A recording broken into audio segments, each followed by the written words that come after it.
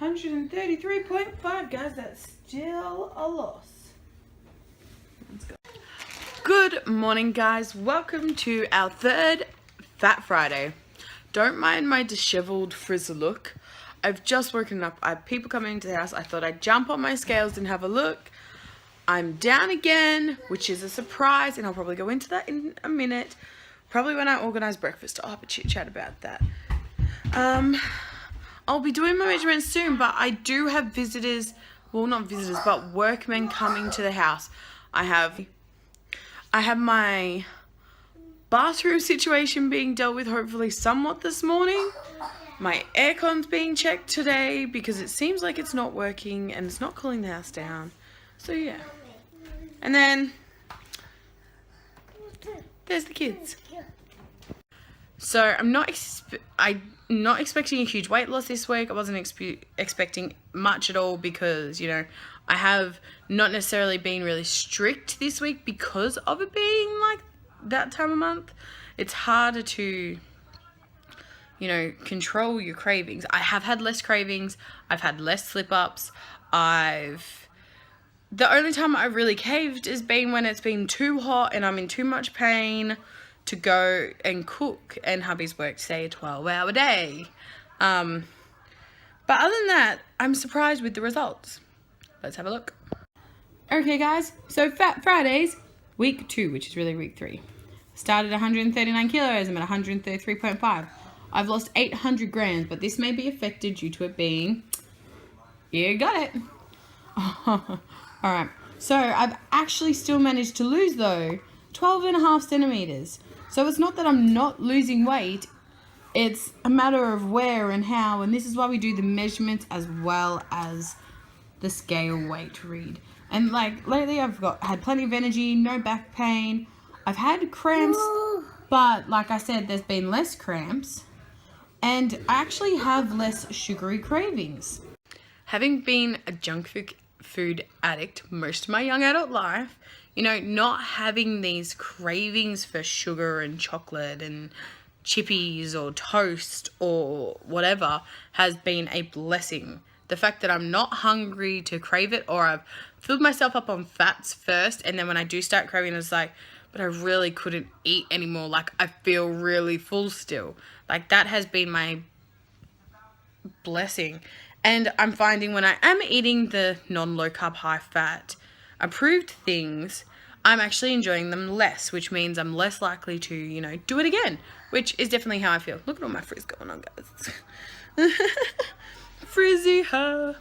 Alright, well, now it's kind of time to get dressed. I'm going to cook myself some breakfast, which you guys will probably see the after part instead of beforehand, because the kids are grumpy and they want breakfast and they will be all up in my face about it. But you guys will definitely get more of a run through about dinner.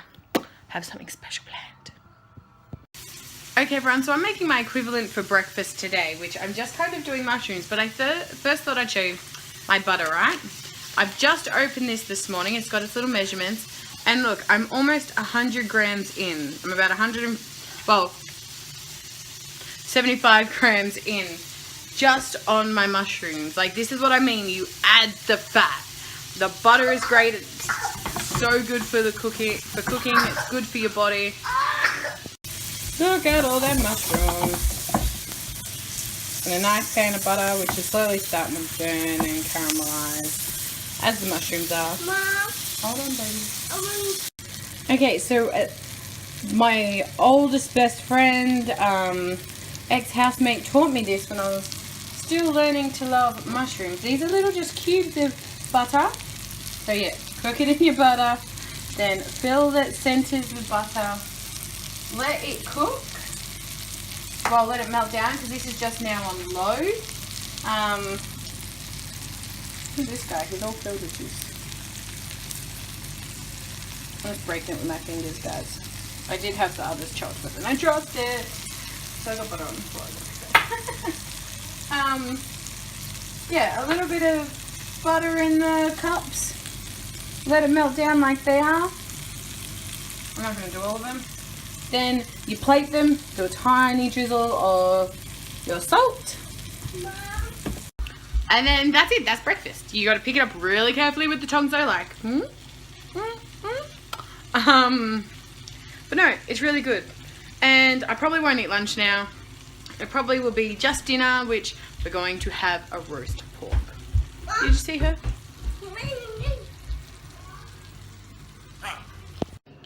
So it's about just after 3 in the afternoon and I'm actually going to start preparing dinner. I haven't eaten yet. I've been fine all day, not hungry, not craving anything. I'm full. I've had energy. I've gotten stuff done. And my poor kids are having a bad day. My littlest one is sick, so it's been lots of cuddles. So I've got my roast. Now I have my pink Himalayan salt. I have thyme, garlic, some oil and some butter. We're going to season the crackle with the Himalayan salt, and what I like to do is put a bit of oil in the bottom with a bit of the garlic and the thyme and kind of baste all the bottom in the meat section. I don't like it on the crackle. I don't, other people do. You can see my bag of mushrooms. And yeah, I'll show it once I'm done and then once it's finished cooking. Okay, so this is just my roasting tray. I've got some oil in there, some garlic, some salt and pepper. Yeah, I like white pepper over cracked pepper. Sorry for the noise. Mix it up. I'm going to roll the base of the roast and the sides around in it. And then I am going to salt up the top. Okay, so the pork's sitting in there. You can see the juices are right up the sides. And it's ready to go. It's been all salted on top, rubbed in. Hopefully we get some good crackle. So this, I'm now just going to add a couple of dollops of butter in on each side of the pan, just so we also get a really yummy butter flavor through it. And then I'm going to cook it at about between 150 and 180, it really varies, for probably close to 3 hours. So the pork is finished. This is the best bit. Still hot, still hot. The juices we're just gonna drain over the top of the meat essentially afterwards instead of gravy.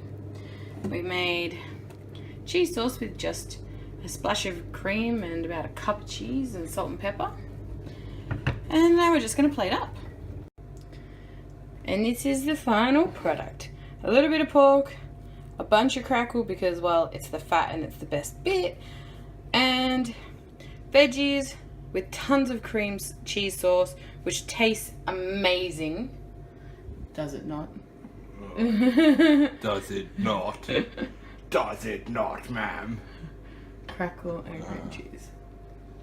Who needs a roux-based sauce? We don't. Okay, so one thing I really thought I would touch on today is crumbing. So pretty much any crumbing we ever want to do, we use breadcrumbs of some sort. So obviously when you eat low carb, high fat, you can't use breadcrumbs. So there are multiple alternatives, and that's what I thought I would suggest because, you know, I love homemade chicken parmas, but, you know, just a plain chicken breast is not the same. You want that slight crunch, that slight crumb. And you feel like you really miss out, and the whole point is to not miss out. So here are a couple of suggestions for you. 1, people really like almond meal. It's definitely something that's suggested to be double coated, but almond meal works perfectly. The other suggestion is people use pork rind, so crackling, and they grind it up into like almost a dust, a crummy dust, and they use that. The other suggestion is parmesan. I've also seen people use egg whites, and I think you can also use coconut flour. I've not used it myself. I'm not a fan of coconut, but I'm pretty sure it is used as well as a crumb. A lot of these do need a double coat, and they are more fragile than the breadcrumbs, but they still taste amazing. You still get the crunch. You can still have all your crumbed goodies. There's no missing out then. You don't have to go without. You can enjoy it.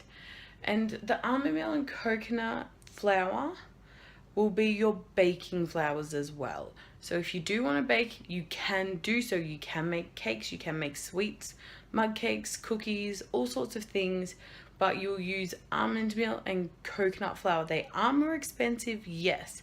You can make your own. There are plenty of things out there on Pinterest and Google, but they're pretty much the two you'll use. They are expensive, but we do use them sparingly. We find we don't need as much of anything.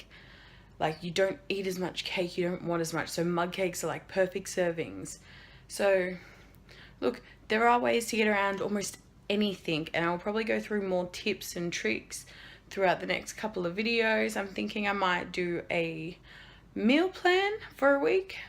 Breakfast, lunch, dinner, maybe snacks, treats, and maybe the shop as well for next week. So look guys, I did only lose 800 grams this week. That's still a loss. That is still great. I still lost 12 centimeters.